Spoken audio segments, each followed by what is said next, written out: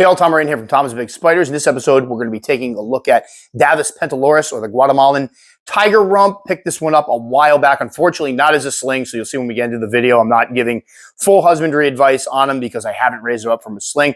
But I caught this spider out the other day. I was amazed by how large it got. This is often referred to as a dwarf species, but this one looked a lot bigger than your average dwarf, and they're gorgeous. I posted a picture of mine up on Instagram a little while back because I was absolutely enamored with the coppery colors, that tiger rump that gives it its common name. Just a gorgeous spider.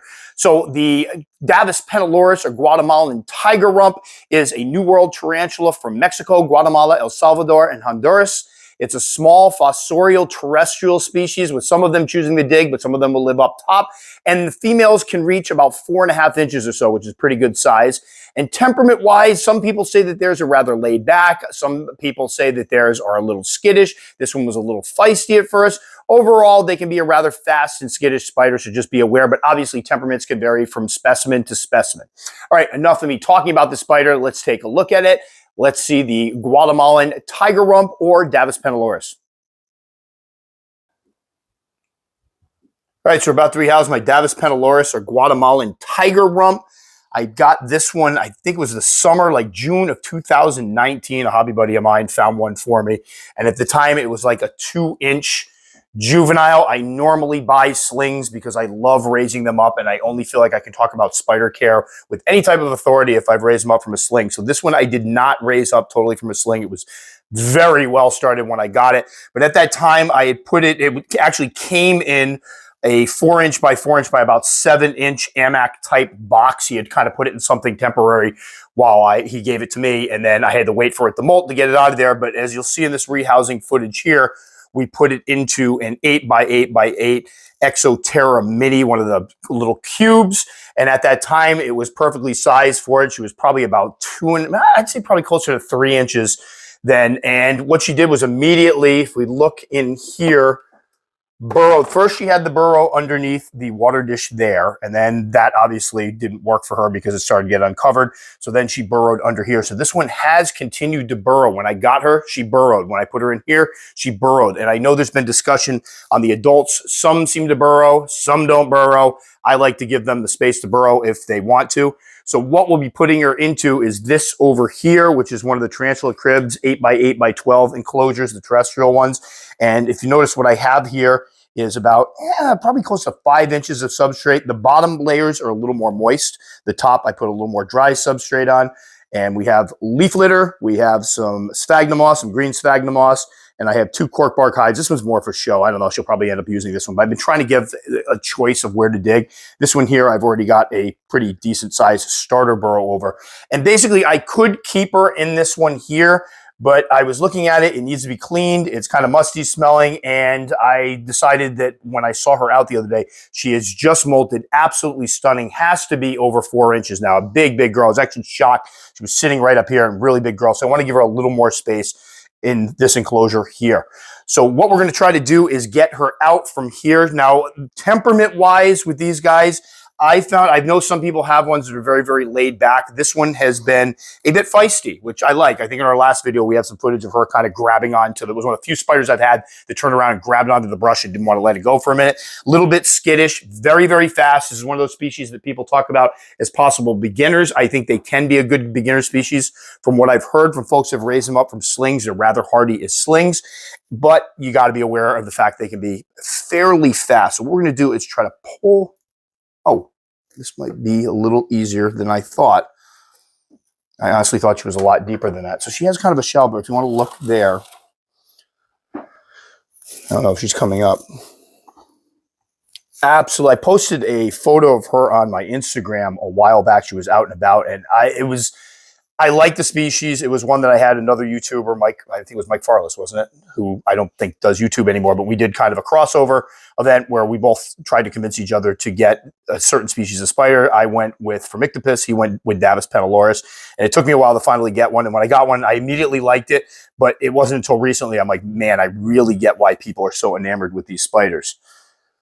So what we're going to try to do is probably use the old Simply Limeade. And people have been asking, is there any reason why I don't use, I guess they do Simply Lemonade, simply. Yeah, we have it downstairs. Orange, yeah. The blueberry lemonade is actually my favorite. If I have to pick a favorite, it just happened to be we had the Simply Limeade one. If I can get her out in the open, I might have you just get some more shots. She's gorgeous. She's like absolutely stunning spider. Yeah, go ahead and get some more. What the heck? Some people are just here to see the spider. Look at those colors. I mean, I get it now. Fabulous. I shouldn't say I get it now. I got it. I immediately like the spider, but for me, the ones I get most attached to are the ones I raise as slings. So if I get something that's a little bit older, I don't know. It's not. It takes me a little while to cotton to them. What a gorgeous spider. I'm just got to admire that a little bit. If I can turn this around a little bit so you can get a... No, okay. Nope. Never mind. Sorry. All right, so you're going to get up in here. No. You're going to get... No. Oh. This is why I normally don't take time to try to catch them posing for the camera, because then this happens and now it becomes a little more complicated.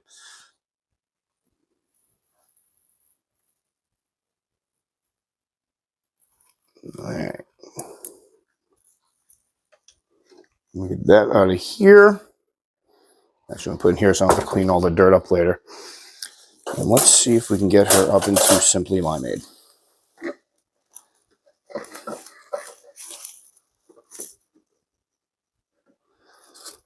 Into Simply Limeade. Cardboard. There she is. That's got to be, what, 4.5? She's spread out there. I wish I had a tape measure over here and I'd move. Oh, it's right there.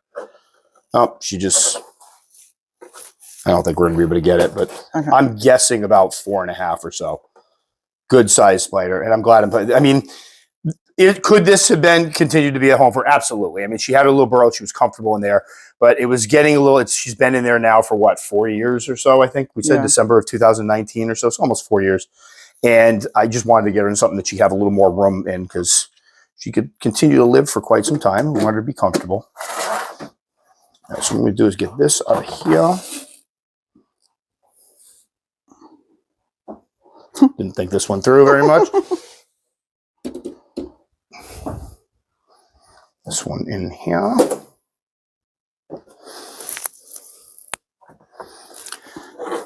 And hopefully we can get a couple more shots so I talk a little bit about other important spider things. I'd like to go right through there. No hair kicking yet, knock on wood. Butts up in the air.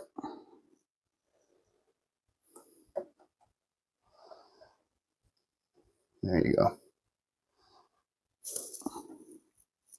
right, so Billy wants to get some shots of her. She seems to be behaving herself. So everything I said about behavior, just scratch and up. No. That's not on the agenda today. We're not going on a walkabout. She's going to go on a walkabout again, isn't she? Hopefully she'll sit there for a second. So anyway, moisture. If I were raising slings, I would have them in dram vials. They're very, very small as slings. And I would definitely keep the substrate moist. They are going to burrow as slings. That seems to be something everybody reports. Juveniles, same thing. Give them some substrate to dig in. Give them some moist substrate. Expect them to burrow. Now, a lot of folks report that their adults do not burrow. They sit right on top. They'll do some webbing on top. And that's normal for just about any fossorial species. Sometimes they don't burrow, and in which case they'll do some webbing and create a nice little den. As long as they appear comfortable, they're eating, they're not in the stress pose all the time, there's no problem. This one here, I'm guessing, will eventually adopt one of these burrows as her home and burrow again, but we'll see how it goes. Temperatures. Again, temperatures for these guys, room temperature, we're talking, 60s and up is perfectly fine. My tarantula room, when she was at the old house, we talked about the fact that the tarantula room would be about, low 70s in the wintertime or so to mid 70s, depending on the shelf. And then the summertime, it would get up to 80. Here, it's about 73 to 75 in the wintertime, and then high 70s to low 80s in the summer. I haven't seen any difference in her eating habits or anything, depending on the temperatures. And then growth rate. Supposedly they grow very fast. This one's grown from about 2 inches to, again, probably about 4.5 inches in about 3.5 years or so. I've heard the slings put on size very quickly, which is good because they're teeny tiny slings. And mine has always been a great eater. And I've talked to other people that said theirs are very, very good eaters, which is always good when you're raising something that's going to start off as tiny. You want to know they're eating. You want to see them eating. You want to see them grow more quickly. And then size-wise, I know these guys are called dwarfs. There's a lot of confusion over what constitutes a dwarf as far as tarantulas are concerned. Something that gets to be this size here, this is a pretty beefy spider, especially if you go by body length. I would not call this a dwarf. I would say it's a smaller species, quite frankly. 4.5 inches in my book is not a dwarf. I know there'll be some people that disagree with me, but I think of the dwarfs as the 2.5, 3 inches or so. I guess maybe 4. I don't know. It just seems like a small tarantula to me. That's a really big spider. So dwarf, question mark. I don't think they are. Other people are going to chime in and go, they're their favorite dwarfs. I am putting together a video of some of my smaller species of tarantulas. I will probably include this one, but I will probably say the same thing, that I don't consider it to be a true dwarf. Have I missed anything? Gonna put a water dish in there. Oh, I got to put, yeah, that's right.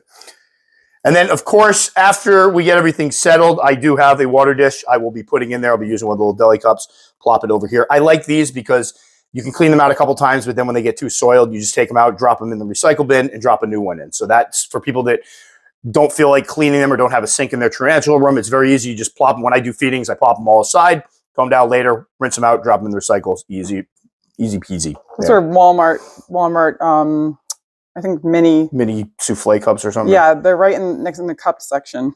So very inexpensive option as far as water dishes go. I know some people don't like the way they look. We got this like naturalistic enclosure and this in here, but I don't care. It works for me, and the spider doesn't care, and nobody cares.